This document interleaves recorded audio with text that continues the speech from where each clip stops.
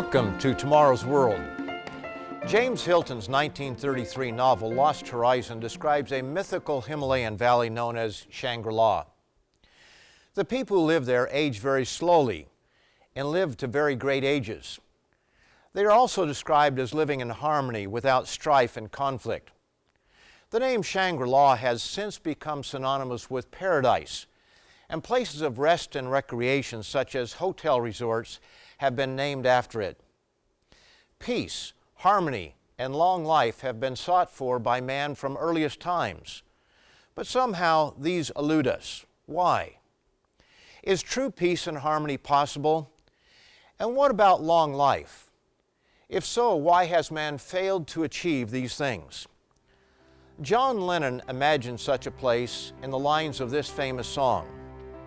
Imagine there's no heaven, it's easy if you try. Imagine all the people living for today. Imagine there's no countries, it isn't hard to do. Nothing to kill or die for, and no religion too. Imagine all the people living life in peace. Imagine no possessions, I wonder if you can. No need for greed or hunger, a brotherhood of man. Imagine all the people sharing all the world. You may say I'm a dreamer, but I'm not the only one. I hope someday you'll join us and the world will live as one. While Lennon imagines a world without possessions, at the time of his death, his net worth has been variously estimated, but clearly stood in the hundreds of millions of US dollars. And while he imagined living life in peace, his personal life could hardly be described as harmonious. But most troubling about Imagine is his reference to no religion. Now it is true that religion has been a source of war down through the ages, but what follows no religion is no God. So the question is, can there be a brotherhood of man and a harmonious society without God? Don't go away. I'll be back in a moment to answer that question.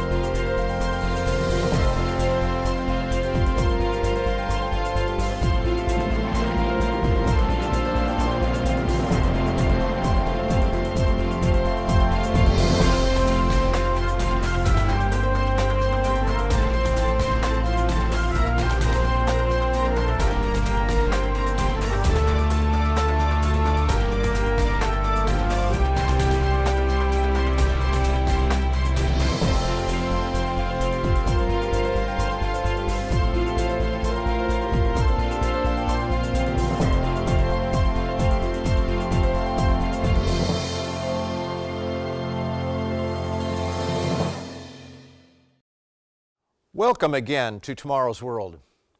On today's program, I'm going to discuss whether it is possible to have a truly harmonious society without God.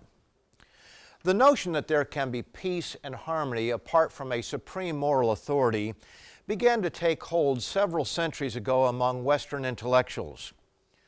Highly regarded English author Paul Johnson explains in his book, Intellectuals, that a fundamental change took root among the intellectuals of the recent past. With the decline of religious moral authority during the 18th century, a new kind of secular intellectual rose up to fill the void and capture the minds of men. These intellectuals proclaimed their godless religion through the arts, literature, education, and public speaking. And they did so with the zeal and authority of the most enthusiastic preacher and pontiff. It was as if it was their duty to transform human nature to their way of thinking. Johnson writes, "The collective wisdom of the past, the legacy of tradition, the prescriptive codes of ancestral experience existed to be selectively followed or wholly rejected entirely as his own good sense might decide. For the first time in human history, and with growing confidence and audacity, Men arose to assert that they could diagnose the ills of society and cure them with their own unaided intellects. They were not servants and interpreters of the gods, but substitutes. Who is Paul Johnson referring to? None other than the likes of Jean-Jacques Rousseau, Sigmund Freud, Henrik Ibsen, Bertrand Russell, Shelley, Tolstoy, and Hemingway. They conceived of a utopian promised land apart from the Creator and have helped to create a world lacking direction and purpose. These men and others like them are the men whose ideas have molded modern thought and sown the seeds of today's bitter fruits, such as divorce and the breakup of families, drug and alcohol abuse, depression, and suicide. Building on the foundation of 18th and 19th century intellectuals, former Rabbi Dr. Felix Adler founded the American Ethical Union in 1889. In his insightful book, Persecution: How Liberals Are Waging War Against Christianity, David Limbaugh explains how there has been a deliberate assault on God, principally Christianity. The American Ethical Union was a seedbed for what would become secular humanism, a philosophy that teaches that God does not exist and that man is perfectible, self-sufficient, and the measure of all things. Charles F. Potter, another former clergyman, founded the first humanist society. In 1930, he published Humanism, a New Religion. And in it, he made the following open admission about the role formal education should have in transforming the way that people think. Education is thus a most powerful ally of humanism, and every American public school is a school of humanism. What can the theistic Sunday schools meeting for an hour once a week and teaching only a fraction of the children do to stem the tide of a 5-day program of humanistic teaching? You've likely come home some evening and turned on your television only to catch the last few minutes of a feature-length movie. You have no idea how it began, what was the storyline, and how the plot progressed. In the same way, we came into this world, and unless we diligently study history on many different levels, we are only viewing the latest few minutes of a much longer story. We are where we are, but we have little understanding of why we are where we are, and how different life may have been at an earlier time. For us, everything is normal. This is why so few really understand what is known as secular humanism, even though they are living by its tenets. The problem is that most of us were not yet born when that part of the movie was shown. But it has had a profound effect on the lives of every single person watching this program, and has a lot to do with the reason for so much depression, substance abuse, suicide, and relationship failures in our world. It is well known that American culture has spread around the world through movies, magazines, and music, and is embraced in much of our modern and postmodern world. But few question its philosophical underpinnings. Where did they come from? Educator John Dewey was among the signatories of this document that rejected traditional Christian beliefs and endorsed, as an alternative, those of naturalism, materialism, rationalism, and socialism. The Humanist Manifesto expressed the humanist goal, quote, to evaluate, transform, control, and direct all institutions and organizations by its own value system, end of quote. As one writer had noted, the humanist stated purpose was to effect a cultural revolution by substituting humanism for Christianity as the cultural foundation of America.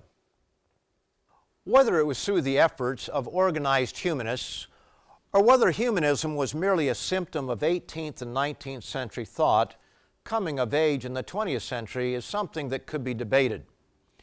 It is probably a bit of both, but what is evident to any rational observer is that many of the philosophies and religious tenets of humanism are firmly rooted as the foundation of modern Western education, and they affect the thinking of educators, the media, politicians, judges, and the masses who gullibly parrot back the mantras of humanism.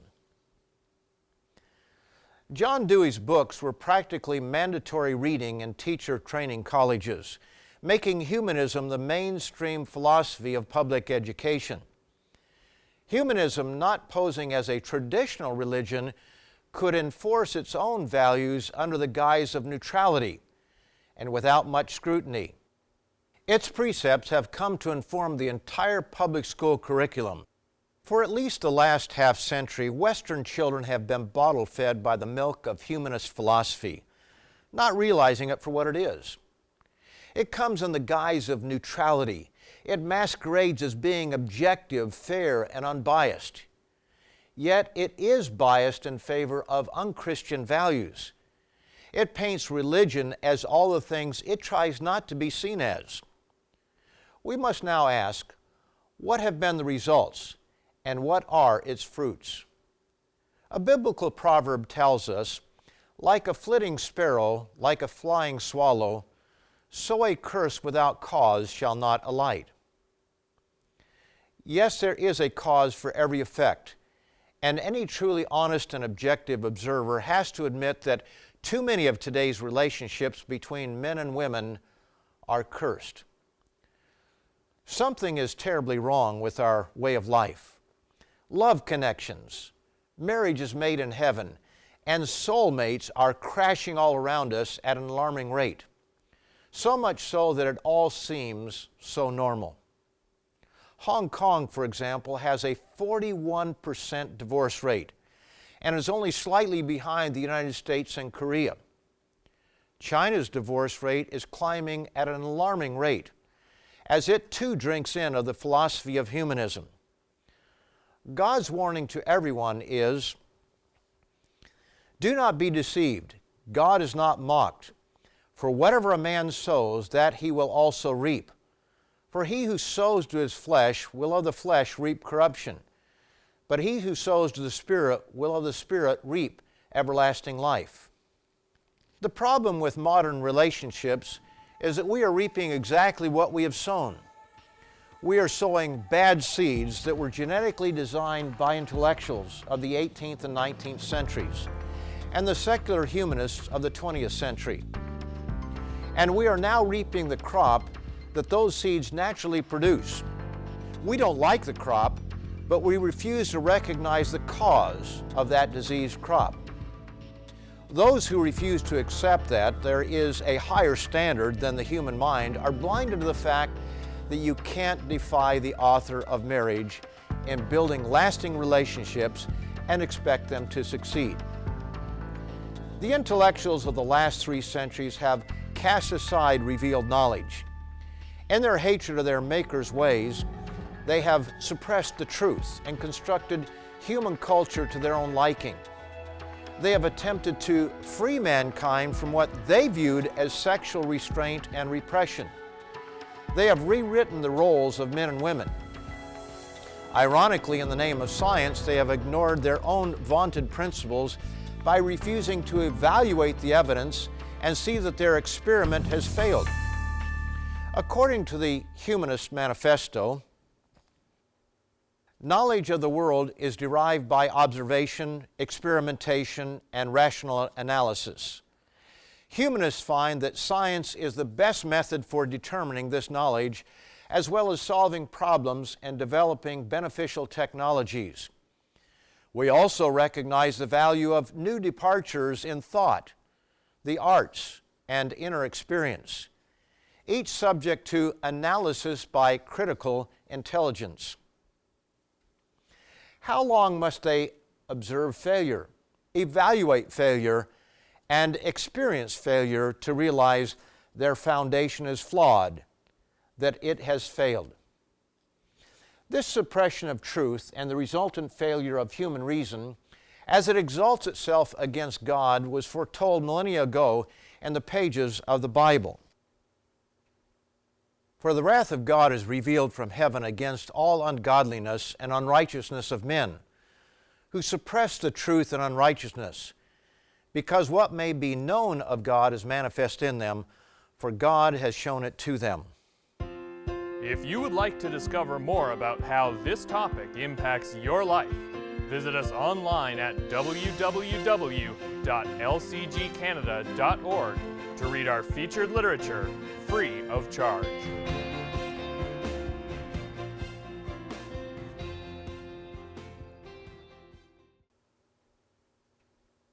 The politically correct crowd, the true foot soldiers of secular humanism, suppress or hold back the truth. Through intimidation, they cause the weak to cower from expressing an opinion that diverges from their own. Anyone who has a sincere disagreement with them is labeled as a hate monger or somehow phobic. This is nothing less than dishonest intimidation, the kind that would make Hitler's brown shirts envious. But the questions remain. Can there be a truly harmonious society apart from God? Can you have morality without a supreme authority who defines right from wrong? One of the consequences of secular humanism is a lack of any moral authority other than the self. After all, if there is no God, who decides what is moral and what is not? Is morality something on which we can all vote? Are the majority always right and the minority always wrong? In 1989, Marshall Kirk and Hunter Madsen published a treatise titled After the Ball. The subtitle was How America Will Conquer Its Fear and Hatred of Gays in the 90s.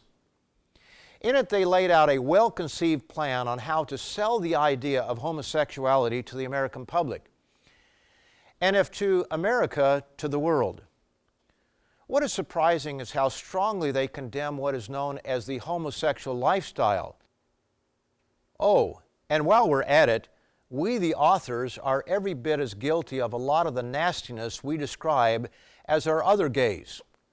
This makes us not less qualified to inveigh against such evils, but, if anything, even more so. Yet at the same time, these authors appeal to a higher morality. Finally, don't be alienated by our implicit assumption of a definite right and wrong. We think there is such a morality, but even if you don't, we can and do appeal to you still on the grounds that presupposing and obeying a moral code is an act of enlightened self-interest.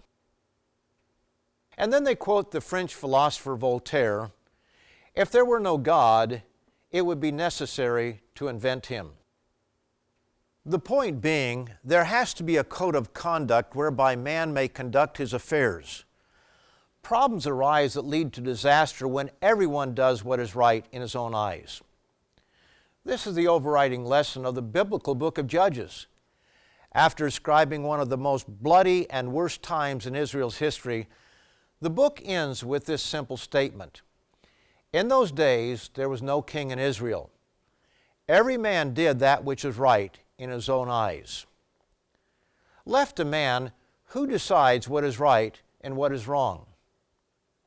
Voltaire's point, and that of Madsen and Kirk, is that there must be a higher moral code by which people live. But apart from God, who has the authority to lay down such a code? Even of those who don't throw in the moral towel altogether, many slip down the sleazy slope into situational ethics, that system in which actions are judged not against absolute moral standards, but in terms of the unique aspects of the particular situation in which the actor finds himself. And what are the fruits of rejecting the moral code laid down by the God of the Bible? What kind of relationships have men been able to form apart from its precepts? Let's have Madsen and Kirk answer the question for us. While they support the unbiblical concept of same-sex marriage, they address the problem of infidelity in these unions honestly. Yes, that wayward impulse is as inevitable in man-to-man affairs as in man-to-woman. Only for gays it starts itching faster. Surely the cheating ratio of married gay males, given enough time, approaches 100%. Then, too, the gay community has never had any tradition of faithfulness. After explaining in page after page real problems, challenges, and struggles found in the homosexual community, they make this amazing admission. In short, the gay lifestyle, if such a chaos can, after all, legitimately be called a lifestyle, just doesn't work. What an amazing admission. Yet when it comes to immoral behavior that is not working, heterosexuals who have bought into secular humanism are not faring very well. There too we find unfaithfulness and betrayal. And it even begins before marriage in a world guided by humanistic principles that promote a situation ethics approach to relationships. Remember, humanism is an attempt to define morality based solely on human reason apart from God. And the Bible rightfully uncovers the motives behind man's rejection of divine authority. For the wrath of God is revealed from heaven against all ungodliness and unrighteousness of men, who suppress the truth in unrighteousness. Professing to be wise, they became fools. Therefore God also gave them up to uncleanness and the lusts of their hearts to dishonor their bodies among themselves. Highly regarded English author and humanist Aldous Huxley admitted this to be true in his book Ends and Means. For myself, as no doubt for most of my contemporaries, the philosophy of meaninglessness was essentially an instrument of liberation. We objected to the morality because it interfered with our sexual freedom. There was one admirably simple method of confuting these people and at the same time justifying ourselves in our political and erotic revolt. We could deny that the world had any meaning whatsoever. Not only does it confirm the Bible's declaration that the rejection of God is closely tied to the casting off of all sexual restraint, but it also demonstrates how impossible it is to gain a consensus on what is moral and what is not. Even homosexual advocates Madsen and Kirk believe that there must be some restraint on sexual behavior, but clearly there is no agreement. And this confirms the earlier aphorism written by Voltaire, if there were no God, it would be necessary to invent him. We are told in the Bible that the laws of God were given to mankind for our good. Oh, that they had such a heart in them, that they would fear me and always keep all my commandments, that it might be well with them and with their children forever. The Bible tells us that the mind of man is hostile to God's law. For to be carnally minded is death, but to be spiritually minded is life and peace, because the carnal mind is enmity against God, for it is not subject to the law of God, nor indeed can be. Now, if mankind is hostile to laws that are claimed to come from a higher authority, what hope is there that men can agree on a moral code created by other men? Can men truly come up with a better code than the one already given? When asked by a lawyer which was the great commandment in the law, Christ replied, "You shall love the Lord your God with all your heart, with all your soul, and with all your mind. This is the first and great commandment. And the second is like it, you shall love your neighbor as yourself. On these two commandments hang all the law and the prophets." These two great commandments can be further defined by the 10 Commandments, the first 4 of which teach us how to show respect and love toward our Creator. You shall have no other gods before me. You shall not make any graven images or idols. You shall not take my name lightly or in vain. Remember the 7th day of each week and set it aside for rest and worship. And the last 6 of which teach us how to show outgoing concern for our neighbor. Honor your father and your mother. You shall not murder. You shall not commit adultery. You shall not steal. You shall not bear false witness against your neighbor. You shall not covet what belongs to your neighbor. If men cannot accept these simple principles given to us by our Creator, how can we ever expect that man will somehow construct a code of conduct that will lead to a harmonious Shangri-La world. What do we have to show for man's attempt to create morality without God? Secular humanism's greatest legacy is not the example of its leaders or even its ideas. It is its lack of purpose beyond the immediate gratification of the self. The English poet Shelley wrote, "Poetry and the principle of self, of which money is the visible incarnation, are the God and the mammon of the world." With no purpose to inspire man to higher behavior, all that is left behind is live for today and live for the self. And this is the common assumption in modern and postmodern culture. And with this as the common assumption, it is impossible for man to agree on a common moral code. Only God Almighty, the Creator of heaven and earth, has the authority to define moral values. Is it any wonder when people have no sense of higher purpose that we find our societies in such a dysfunctional state?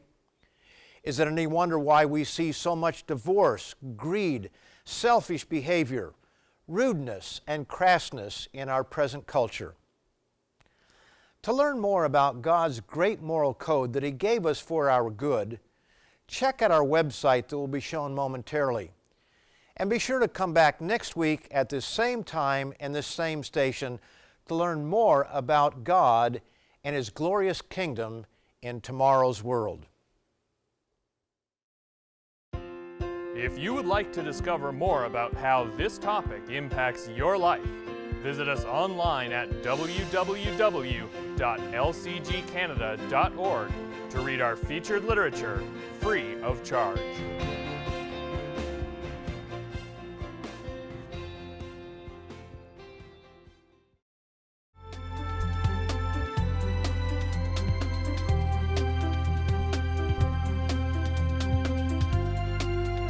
The preceding program has been produced by the Living Church of God.